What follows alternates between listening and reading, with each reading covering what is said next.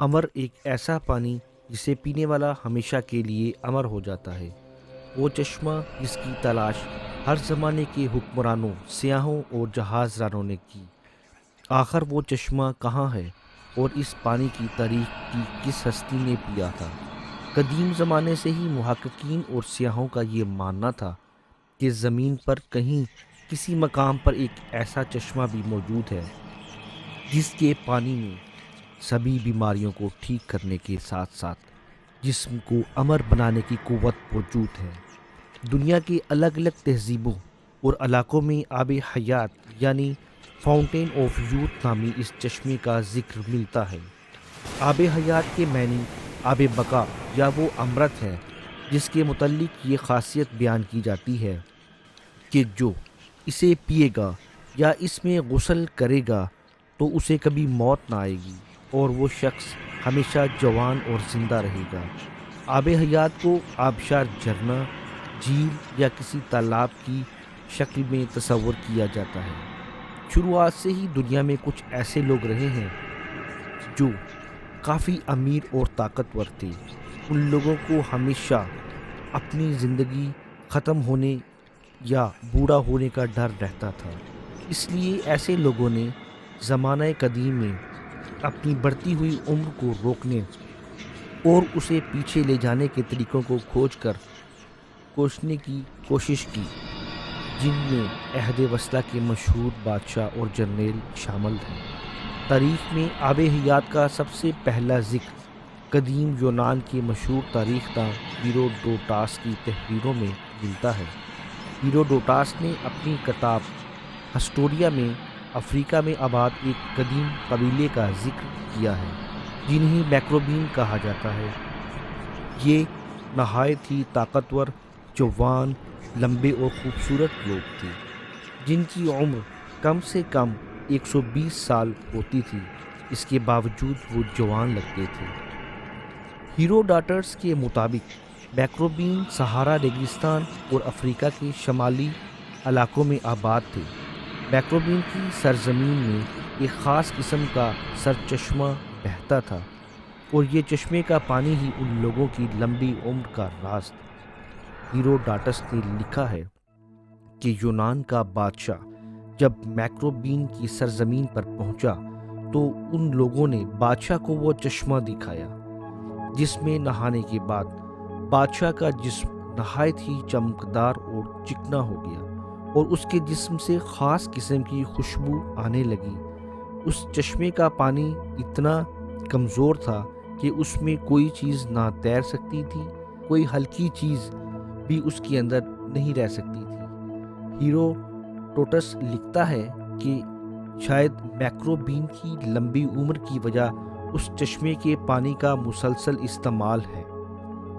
آب حیات کا ذکر اسلامی کتابوں میں بھی موجود ہے اور اس کے متعلق کئی روایات نقل کی گئی ہیں، لہٰذا آب حیات اور ذوالقرنین کے متعلق امام زین العابدین نے ایک طویل قصہ بیان کیا ہے جس کے مطابق ذوالقرنین جو اللہ کے ایک نیک بندے اور بادشاہ تھے، فرشتوں میں سے ایک فرشتہ ان کا دوست تھا جس کا نام رفائل تھا اور وہ آپ سے ملاقات کرتا تھا۔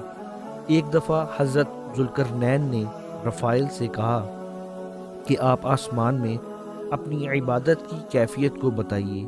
اس پر رفائل رو پڑے اور کہا، آسمان میں ایسے فرشتے ہیں جو ہمیشہ قیام حالت میں رہتے ہیں، کبھی بیٹھتے نہیں ہیں، کبھی حالت سجدہ میں رہتے ہیں، جو کبھی سر نہیں اٹھاتے اور کہتے ہیں کہ اے پروردگار، ہم نے تیری عبادت کا حق ادا نہیں کیا۔ یہ سن کر ذوالقرنین رو پڑے اور کہا، اے رفائل، میری خواہش ہے کہ مجھے لمبی عمر ملے تاکہ میں اپنے رب کی عبادت کی اطاعت میں لگاؤں۔ اس پر رفائل نے کہا، اللہ نے ایک ایسا چشمہ پیدا کیا ہے جس کا نام آب حیات یا آب بقا ہے، جس نے بھی اس چشمے کا پانی پی لیا تو اسے کبھی موت نہ آئے گی، یہاں تک کہ وہ خود اللہ سے اپنی موت نہ مانگے۔ ذوالقرنین نے پوچھا، کیا آپ اس جگہ کو جانتے ہیں؟ اس نے کہا نہیں، لیکن وہ چشمہ ایک ایسی تاریک اور اندھیری وادی میں موجود ہے جس پر سے کبھی انسان اور جن کا گزر بھی نہیں۔ چنانچہ ذوالقرنین نے تمام صالحین اور علماء کرام کو اپنے دربار میں جمع کیا اور ان سے آب حیات کے متعلق دریافت کیا۔ تمام لوگوں نے کہا ہمیں کسی ایسے چشمے کے بارے میں علم نہیں ہے، البتہ ایک عالم نے ذوالقرنین سے کہا کہ میں نے آدم کی وصیت میں ان وادیوں کے بارے میں پڑھا ہے اور یہ بھی سنا ہے کہ سام بن نوح اولادوں میں سے ایک شخص پیدا ہوگا جو اس چشمے کا پانی پیے گا، اور وہ چشمہ اسی مقام پر ہے جہاں سورج غروب ہوتا ہے۔ لہٰذا حضرت ذوالقرنین نے سامان سفر درست کیا اور چشمے کی تلاش میں نکل پڑے۔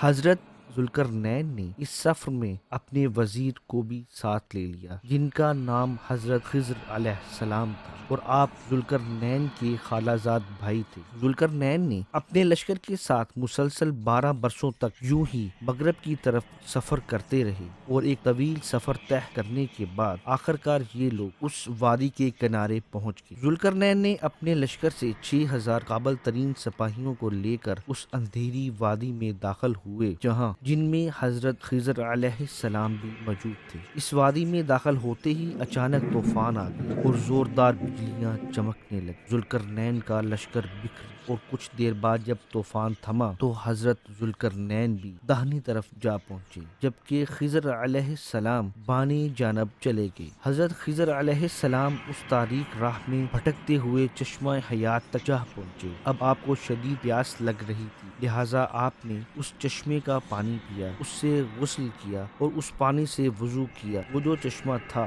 وہ دودھ سے زیادہ سفید، شہد سے زیادہ میٹھا تھا۔ وہیں ذوالقرنین ان تاریک وادیوں سے گزر کر باہر نکل آئے، لیکن انہیں وہ چشمہ نہیں ملا کیونکہ وہ آب حیات ذوالقرنین کے مقدر میں ہی نہیں تھا، جبکہ اس پانی کو پینے کی وجہ سے حضرت خضر علیہ السلام کو حیات جادوانی حاصل ہوئی اور اب وہ ہمیشہ کے لیے زندہ رہیں گے۔ الیگزینڈر رومانس نامی فارسی تصنیف جو دنیا کے سب سے بڑی سلطنت قائم کرنے والا بادشاہ سکندر اعظم کے سفر کے متعلق لکھی گئی ہے، ان تحریروں میں بھی آب حیات کا ذکر ملتا ہے، جس میں بتایا گیا ہے کہ سکندر اعظم اپنے سپاہیوں کے ساتھ چشمہ حیات کی تلاش میں نکلا تھا، اور لمبے سفر کے دوران وہ اس تاریک زمین کے قریب جا پہنچا۔ کہتے ہیں کہ جب سکندر اپنے سپاہیوں کے ساتھ اس تاریک وادی میں پہنچا تو اسے ایک ندی ملی۔ اس نے اس ندی کے کنارے پڑاؤ ڈالا، اس نے کھانے کے لیے مچھلیاں اور پرندوں کو پکڑا، لیکن جب سپاہیوں نے ان پرندوں کو اس ندی کے پانی سے دھویا تو وہ دوبارہ جی اٹھے اور وہاں سے اڑ گئی۔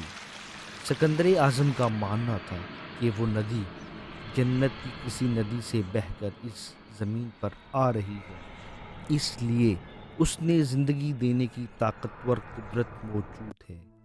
اس پانی کو سکندر نے پیا یا نہیں، وہ سرزمین کون سی تھی اس کے متعلق تاریخ خاموش نظر آتی ہے۔ اگر غور کریں تو اس طرح کا واقعہ حضرت موسیٰ علیہ السلام کے متعلق قرآن پاک میں بھی موجود ہے، جس میں آب حیات کی طرف اشارہ کیا گیا ہے۔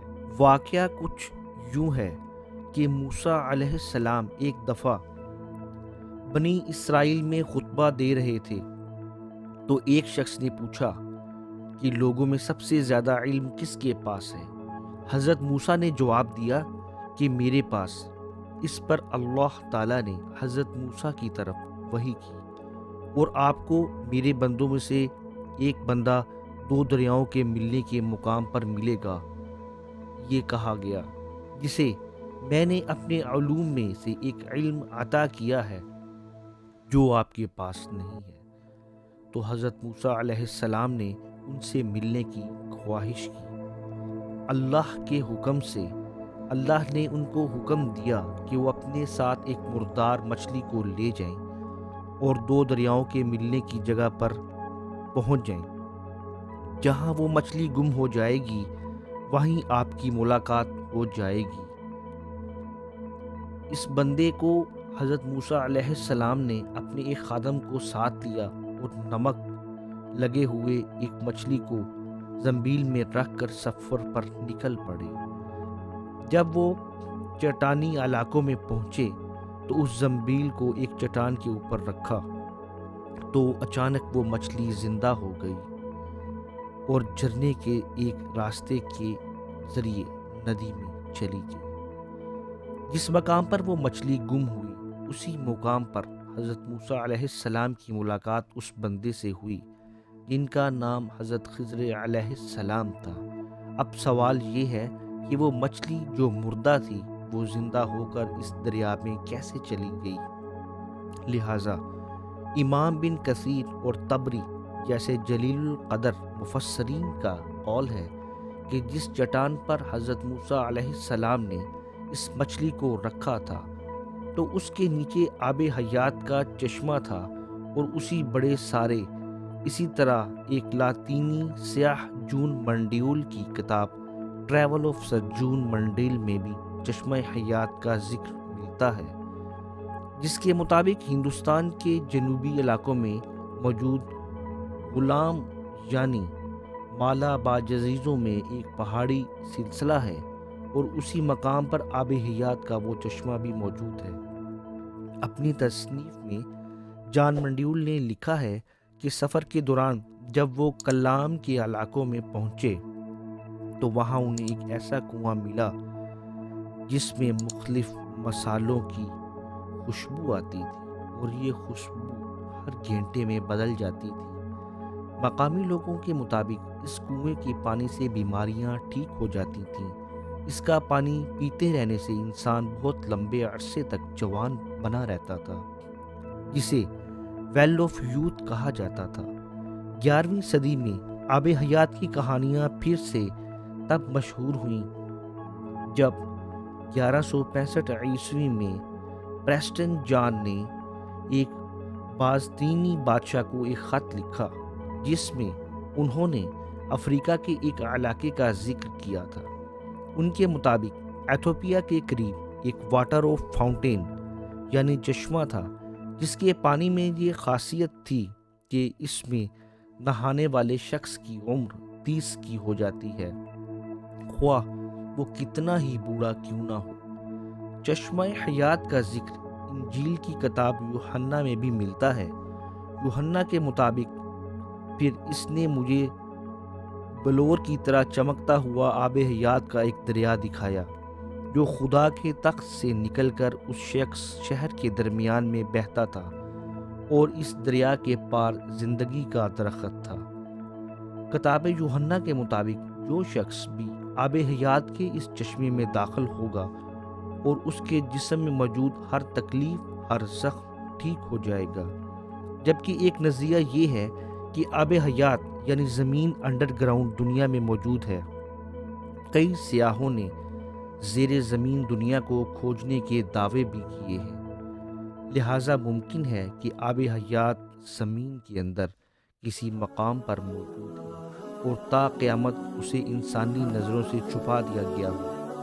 ایسی انفارمیٹو اور اسلامک ویڈیوز کو دیکھنے کے لیے میرے چینل کو ضرور سبسکرائب کریں اور اس ویڈیو کو شیئر کریں تاکہ کچھ اچھی اسلامک انفارمیشن دوسروں تک پہنچ سکے۔ اگر اس ویڈیو میں کوئی بھی غلطی ہو تو کمنٹ میں بتا کر درست کروائیں۔ جزاک اللہ۔